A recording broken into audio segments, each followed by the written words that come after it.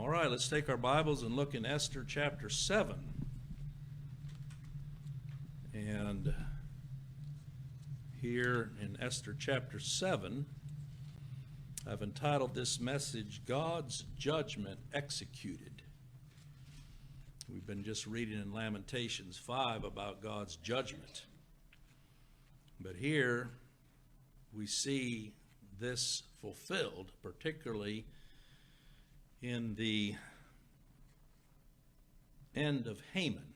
Haman represents all that is Antichrist in going against Mordecai and the people that Mordecai represented, as we've been looking at Mordecai being a type of Christ and Esther being a type of the church.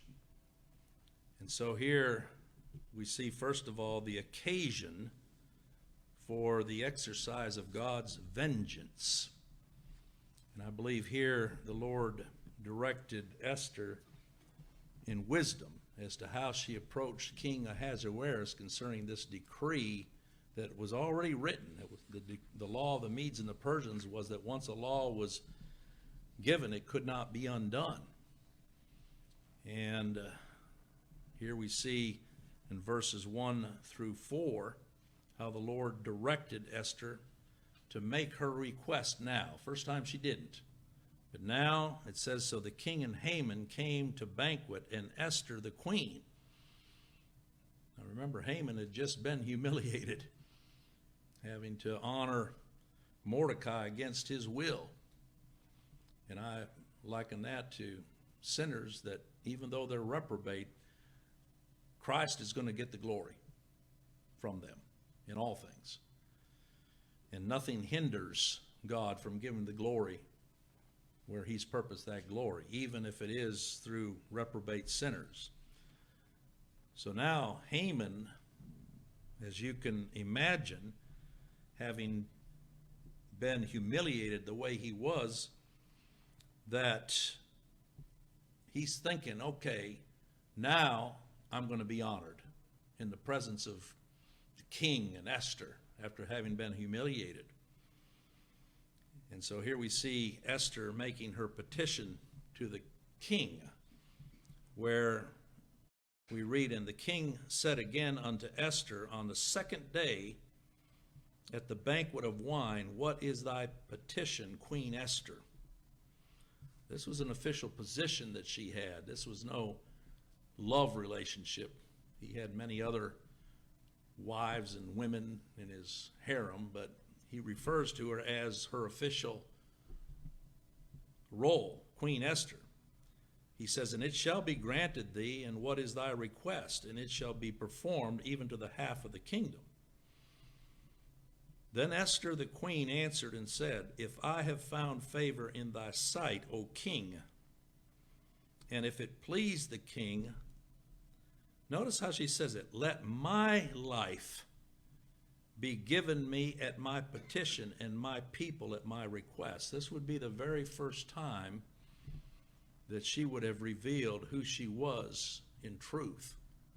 Remember, he had that beauty contest, and God purposed that she be the one chosen out, but it wasn't of particular interest to him at that time because there were women from all the different countries.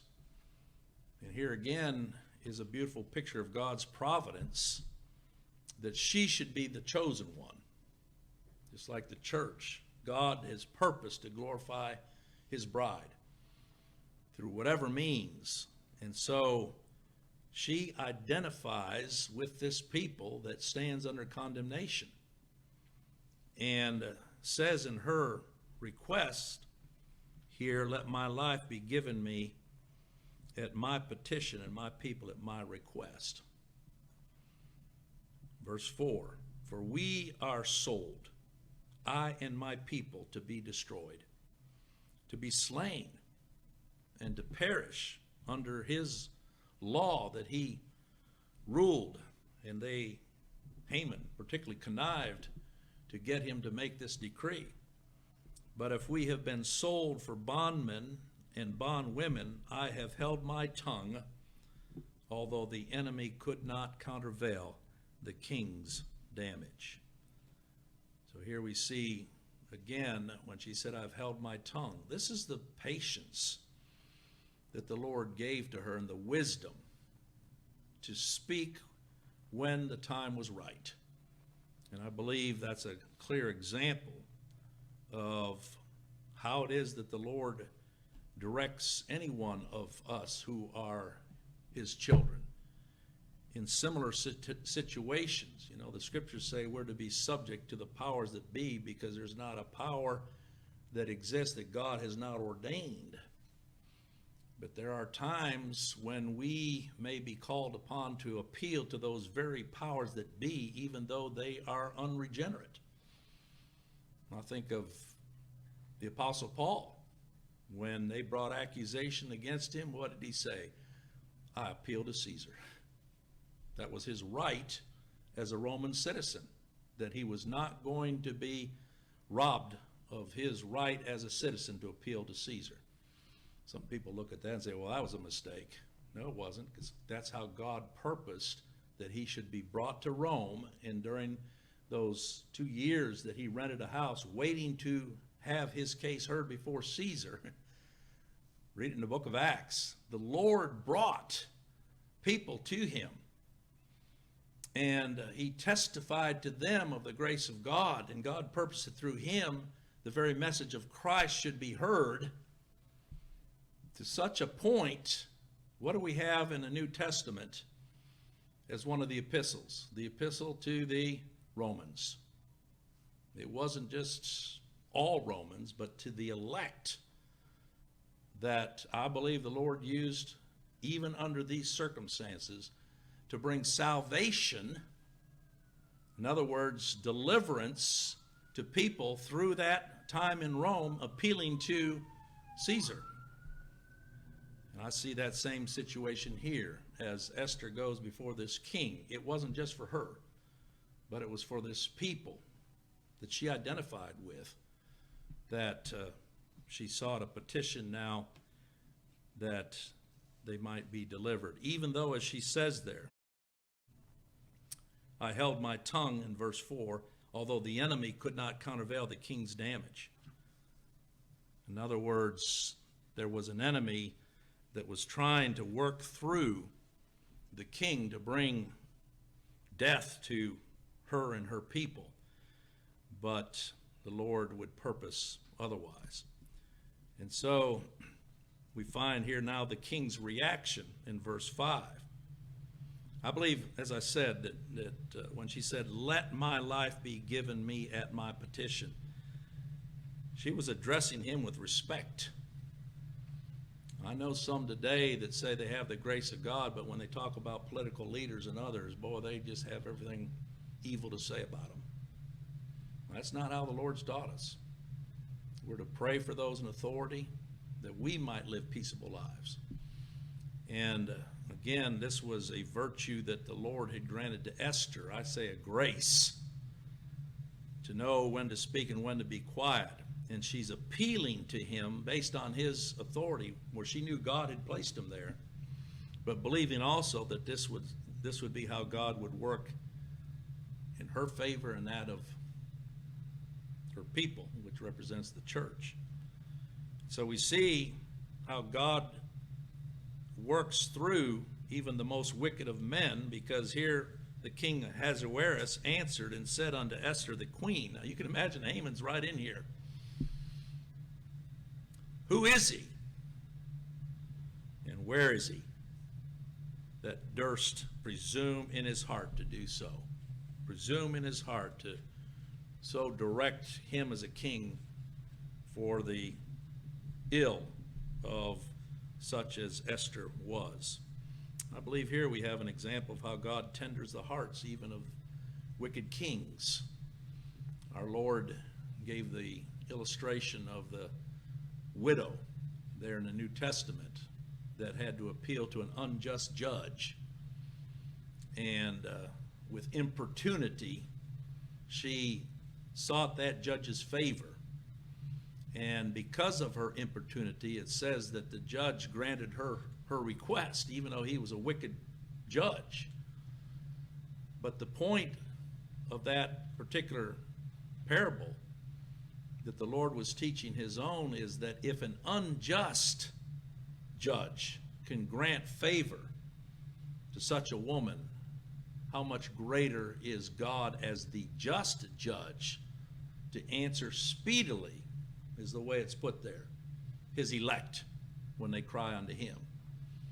And I believe we have an example of that right here in this king's reaction. Ahasuerus perhaps should have known that it was actually he himself who authorized such a plan. So when he says, who is he and where is he that durst presume in his heart to do so, because he was the one who gave authorization to Haman to carry out this plot. If you go back to Esther chapter 3 and verses 10 and 11, he might be arguing, well, I did it in ignorance, but even that the Lord purposed. The Lord purposed all of this to bring Esther to this point, that he might reveal through her his power to deliver her and his people. In Esther 3, 10 and 11, just for review, remember that? The king took his ring from his hand and gave it unto Haman, the son of Hammedatha, the Agagite, the Jews' enemy. And the king said unto Haman, the silver is given to thee, the people also to do with them as it seemeth good to thee. That was his decree. And yet here now we see in verse 5 how the Lord began to turn his heart. And this is a reminder of what we read if you look over in Proverbs chapter 21 and verse 2. Proverbs 21 and verse 2. This is a scripture that I find very comforting, regardless of men's decrees and what governments ordain and decide and determine, yet it's the Lord's will that will be done. That gives me comfort. There's one seated upon the throne that has always been there. Proverbs 21, it says in verse 1, the king's heart is in the hand of the Lord. It doesn't just say the believing king's heart. It says the king's heart. That's the reprobate. That's the pharaohs of the world. That's Nebuchadnezzar. That's Ahasuerus. That's Caesar. These could not do one thing more or less than what God himself ordained. And he says, and it says the heart, so that means where they make their decisions and their choices and their thoughts and determinations, that's in the hand of the Lord. As the rivers of water, he turneth it whithersoever what he will. Every way of a man is right in his own eyes. I'm sure when Ahasuerus made that determination, he was doing what was right in his own eyes. But the Lord pondereth the hearts. The Lord knows those that are his. And he knew exactly what he would purpose to do with him. So coming back here now to my text, here in Esther chapter 7, we see Esther exposing the guilty party. And remember, we'd seen that message. There's a time to speak up, to stand up and speak up. This was the time that the Lord had determined. It says here in verse 6, and Esther said, the adversary and enemy is this wicked Haman.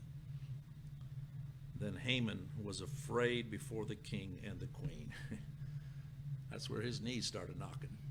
Because up to that point, he had been able to hide his intentions, and now the Lord was exposing them through Esther's words.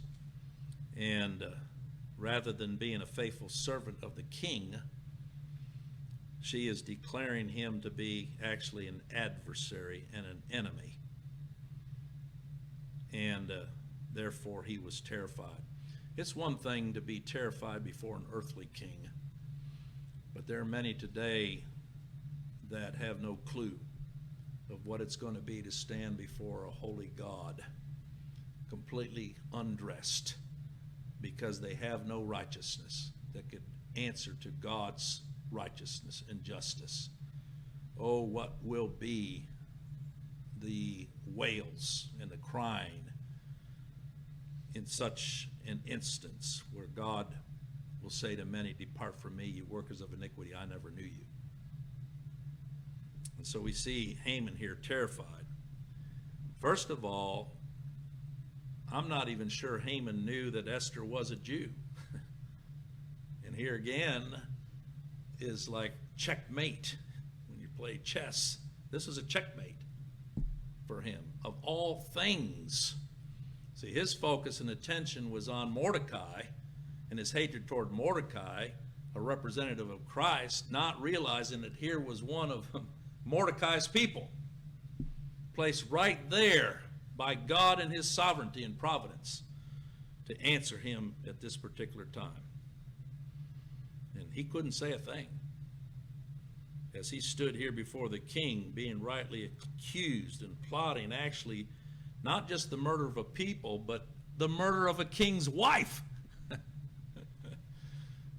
So whatever Ahasuerus had ignored up to that point about this one, now was the moment of truth. And I love to see the unfolding of God's providence. That's why the scriptures say, "Vengeance is mine, saith the Lord, I will repay." This is wisdom, I believe, that we learn even here, that we're not to take matters into our own hands. She didn't go in demanding anything, but went addressing him with respect and telling him the truth. That's all the Lord's people can do, is tell the truth as to who they are. Over in Romans chapter 12 and verse 19, that's where we see here how the Lord has taught us as his church, just like with Esther, how it is we're to deal in situations where men oppose us. He says there in Romans 12 and verse 19, "Dearly beloved, avenge not yourselves." So even Esther, and as she was coming in, she wasn't trying to avenge herself, and nor was she appearing to be vengeful, but rather give place unto wrath. And that she did for a while. When Mordecai told her, "You can't, in essence, stay in the closet long, Esther. You gotta, but for now,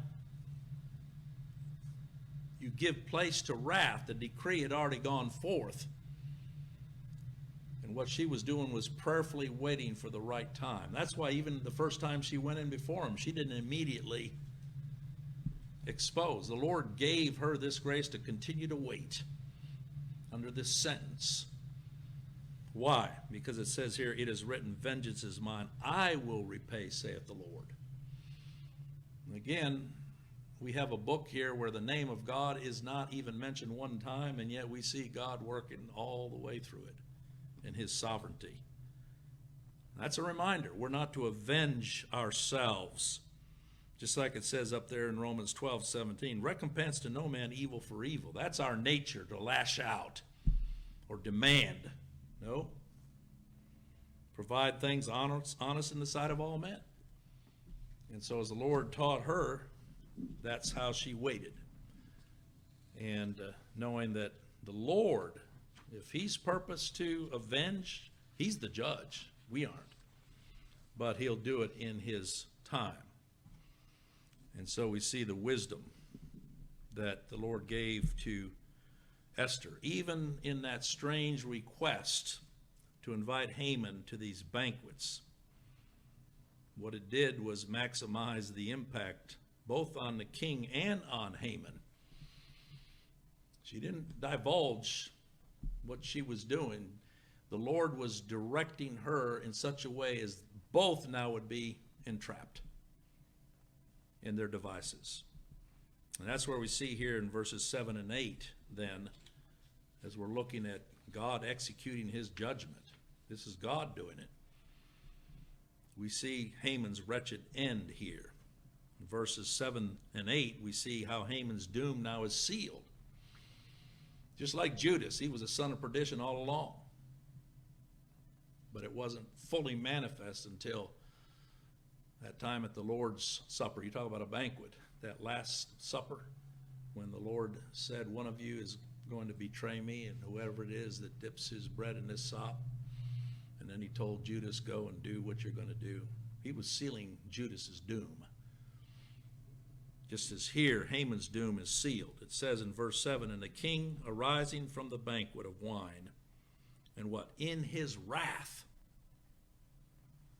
went into the palace garden, and Haman stood up to make request for his life to Esther, the queen. He's pleading now with Esther, the queen.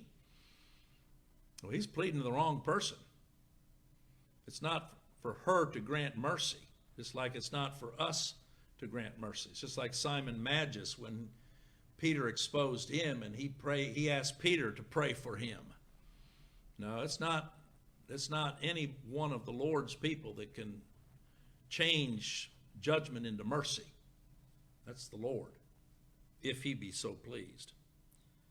But it says here, when Ahasuerus, because you can imagine the picture now, Esther's moved back out to the garden, and Haman's followed her out there. And it says, for he saw that there was evil determined against him by the king. Then the king returned out of the palace garden into the place of the banquet of wine, and Haman was fallen. So he went from out there back into the banquet, was fallen upon the bed where Esther was. This would have been a couch type situation in this room. And there was Esther, and literally Haman on that bed with the queen. Ahasuerus was already upset, and now he sees whatever Haman was doing with his wife. That was double jeopardy. Then said the king, will he force the queen also before me in the house? When evil is exposed by God, it just comes out like an open sword, doesn't it? It just pus all over. And as the word went out of the king's mouth, they covered Haman's face. Haman would not cover his own face to recognize his own shamefacedness. But here, when it says they covered his face, this was being covered now for execution. They put a thing across his head, and he knew from that point on that his doom was sealed. It's interesting, the Jews writing about this, and this is extra biblical, but they say, interestingly enough, that it was the angel Gabriel that came and pushed Haman, so he fell on Esther's couch just as the king Ahasuerus was coming back into the room. But it wasn't an angel. It was God himself that put him flat in that situation. And the reason I say that, look in Ecclesiastes chapter 10. This is the wisdom of Solomon here. But I believe this is exactly what took place with regard to Haman. In Ecclesiastes chapter 10 and verse 8,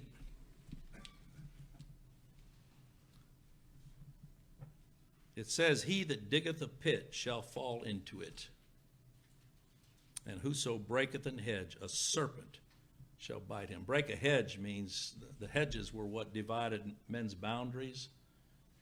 And so breaking the hedge meant someone was trying to transgress, go in and take what wasn't theirs. And by breaking that hedge, suddenly a snake bites them. Well, that's what we see taking place here with Haman. The very pit that he dug for Mordecai. Because remember, all this had to do with Mordecai. Yet, in the end, it fell back on him. I see some clear parallels even with our Lord Jesus Christ, where they sought to exterminate him. And when they had crucified him, thought that they were done with him. But our Lord said, your house be left unto you desolate. And that very hatred that they had toward our Lord Jesus Christ befell those that sought to crucify him and did. So verses 9 and 10 of Esther,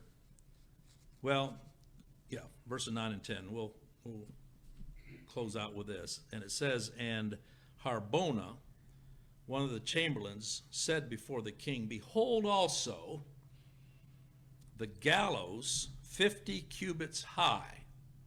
Remember, we saw this, that he had built this for the hanging of Mordecai. 50 cubits is 75 feet. That would be about the height of a 6-story building. So imagine going up 6 stories. Haman had built that for public exposure and impact, thinking that that would be how he would humiliate once and for all Mordecai. But here, the chamberlain, again, who put this thought into the chamberlain's heart? It was none other than God himself. This was God now executing his judgment. Behold also the gallows 50 cubits high, which Haman had made for who? For Mordecai. Here again, as a type of Christ. They cried, crucify him, crucify him. Now Mordecai never had to go to this cross, but Christ did. But even in that, them thinking that they had won the victory, really it was our Lord crushing the head of the serpent, even through his death. But here it says, who had spoken good for the king.